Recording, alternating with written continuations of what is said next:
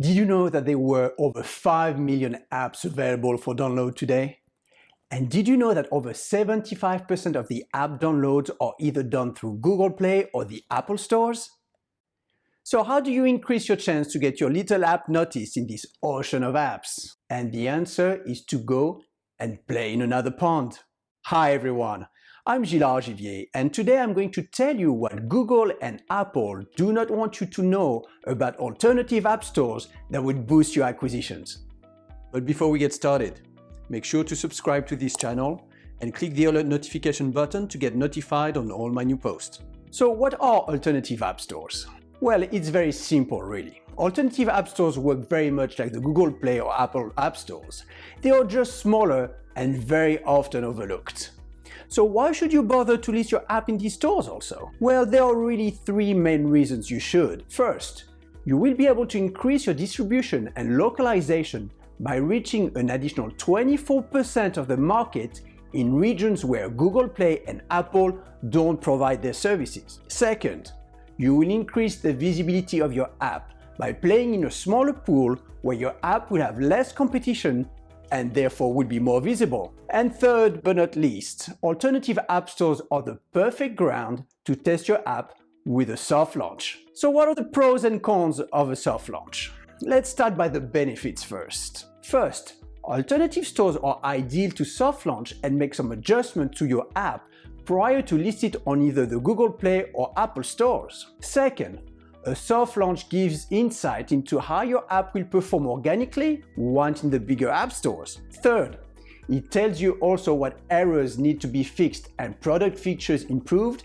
to maximize your user experience or UX. Four, by looking at your retention rate, it helps you identify your most popular features and refine your onboarding campaign. And if you want to know more about the best onboarding campaign strategies for mobile app, I have articles and videos you can review on my website. 5. It helps you test your monetization model and calculate your lifetime value or LTV so that you can make adjustments prior to the hard launch if necessary. 6. By enabling the social media sharing buttons, you will be able to assess the word-of-mouth effect that you will get with a hard launch. Being on social media will also provide qualitative insight into what users like and dislike about your product that you should learn from and address. 7. It is the best time to start the ASO process, as there are many optimization factors you can still adjust, but that will be set in stone once you proceed with a hard launch. If you want to know more about ISO, what ISO is, and what it can do for your business, you will find dedicated material on my website at gillesargivier.com.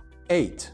The final benefit of a soft launch test is to save money by trying many user acquisition strategies and selecting the ones that will work for you on the big day to maximize your ROI. So now, what about the challenges about a soft launch? Well, the major risk of a soft launch is to lose your competitive advantage, since your app will be visible, which then will give enough time to your competition to reinforce their position on main stores. It is clearly a risk balancing act that very much depends on the ability of your competition to react and on the unique value proposition of your app. And one way to try to mitigate for it might be to shorten the duration of your soft launch as long as it gets you sufficient data for the results to be relevant. So now we have covered the pros and cons of a soft launch through alternative app stores. Where should you proceed with your soft launch? The first thing to do is to discover the proper region and start by defining your target audience and create your buyer persona. If you want to get more info about personas and how to build them, you can check the 7 best viral acquisition strategies article on my website. Once you have a list of characteristics for your users, it is then much easier to select a smaller region that aligns with these criteria. And if your final target audience is US-based and speaks English, consider using Australia or New Zealand for your test, since both economies are similar to the US and the cost per install is very much lower. So now you know what geographical areas you want to test your app in, which hopefully already narrowed down the choice in alternative app stores you can use. What are the other selection elements to consider? There are really 5 things you should check to make your choice. First, check the credibility of the App Store. Don't upload your creation on any site before studying each market to avoid any store with hidden agendas. 2. What are the supported platforms? Is it Android or iOS? Make sure you select the one that fits your app. 3. Pricing. Many markets allow app owners to showcase their work for free, but they may differ as regards to revenue split in case you want to release an app with in-app purchases. So make sure to review carefully the agreement. 4. Audience. Some app stores specialize in some areas, like games or adult apps, so you want to make sure the store is suitable for your apps, of course. Also make sure that the size of the audience is significant enough that you will get relevant data out of the test. 5. Functionalities.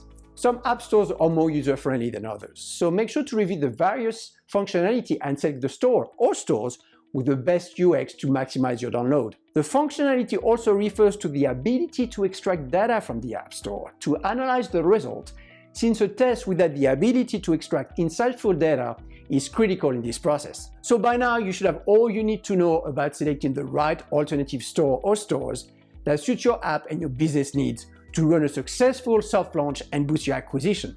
And I guess the remaining question you're probably left with is how to find these alternative stores. And for this, and to save you time, I've compiled a list in my toolbox section of my website that you can review in your own time.